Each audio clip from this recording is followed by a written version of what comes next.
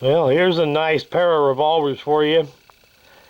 These are both Smith Wesson Model 13 357 Magnums. Or they'll also take 38 Special. There's a Magnum and a Special right there. Now one of these is kind of rare. You see, this one's a pinto. Part blue, part nickel. And these guns could be special ordered this way, or sometimes some distributor would order a batch of them this way, or sometimes they were just made up this way if the Smith & Wesson was at the end of a production run and they had some mismatched parts left over. Now I know some people make these after the fact, you know, by putting parts together. But I know this one's originally came this way because I've got the original box and it's marked with the blue frame, nickel cylinder and barrel. So I'm sure this one is original. I believe the pinto is a little bit newer than the blue one. I believe the pinto was made in the late 70s and the blue one in the early 70s. But anyway, I just thought it might be fun to get them both out at the same time and do a little video with them.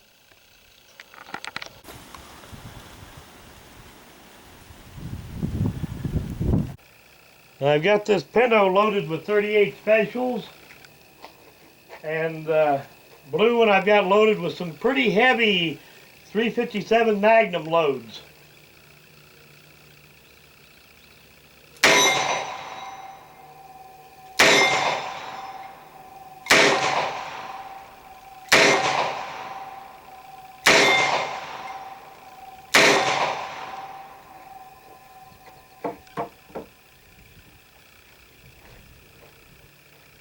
These were a favorite service gun of a lot of police departments around the country.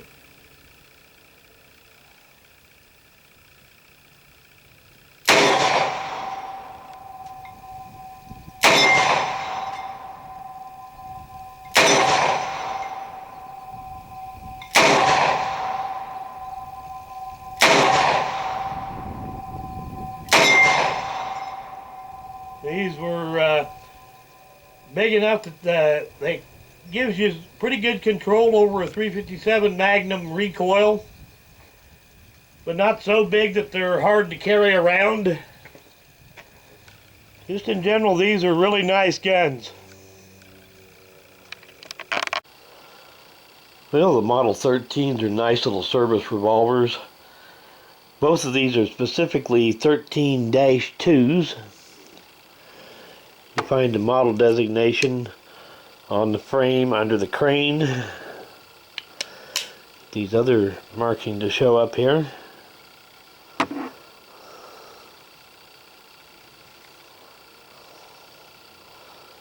Your logo there, address line, caliber, serial numbers on the bottom of the grip frame.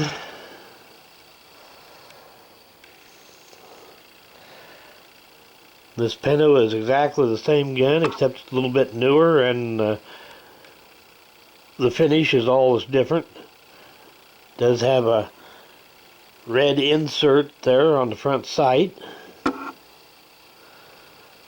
Also a 13-2.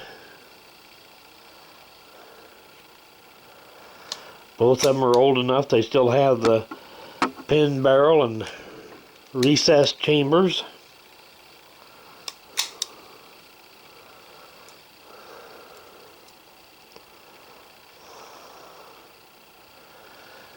Neither of these guns have been carried very much. I would say that that blue one has not hardly been carried at all. This one has been carried a little bit.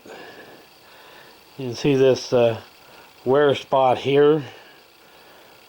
It's for a thumb strap for a holster has been wearing on it a little bit.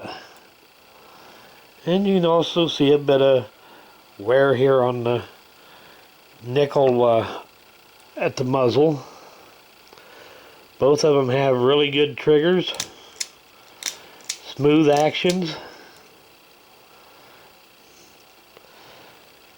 And the only real difference between the Model 13 357s and your regular Model 10s and military and police is the caliber, and that they've done some extra heat treating on the Model 13 to make it stand up better to the Magnum pressure that you get out of a high pressure that you get out of a 357 load.